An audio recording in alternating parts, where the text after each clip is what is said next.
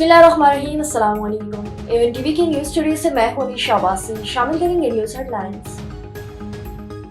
बानी पीटीआई के खिलाफ तौहीन अदालत की दरख्वास्त पर समाअत। एडिशनल अटॉर्नी जनरल ने कहा कि बानी पीटीआई ने 25 मई के एहतजाज में अदालती हुक्म की खिलाफ वर्जी की, संजीदगी से दरख्वास्त की पैरवी करेंगे। अदालत ने नोटिस लिया तो बानी को पेश करना पड़ेगा।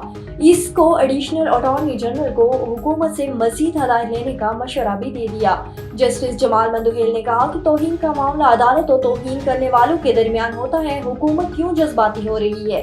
फौजी अदालतों में सिविलियन ट्रायल केस की समाअत मुलतवी। ज़ेर हिरासत मुलजमान को आम जेलों में मुंतकिल करने की इस्तदा भी मुस्तरद।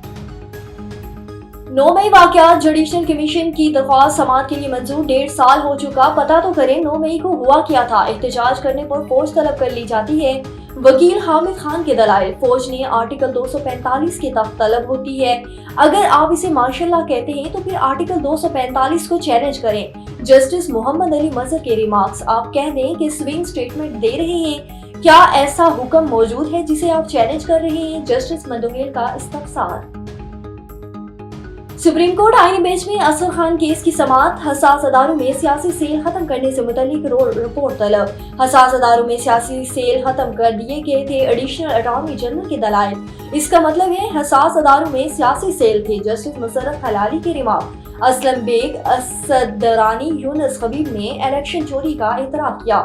सलमान अकरम राजा ने कहा कि इलेक्शन चोरी करने वालों के खिलाफ क्या एक्शन हुआ।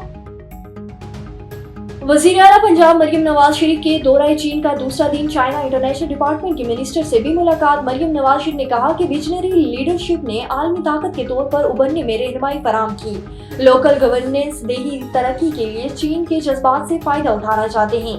वेकेशनल ट्रेनिंग प्रोग्राम में भी ताउन बरकरार है। और सिंध में हजारों अरब की करप्शन हो रही है, कोई पूछने वाला नहीं। वजीर आला ने आंखें बंद कर रखी हैं।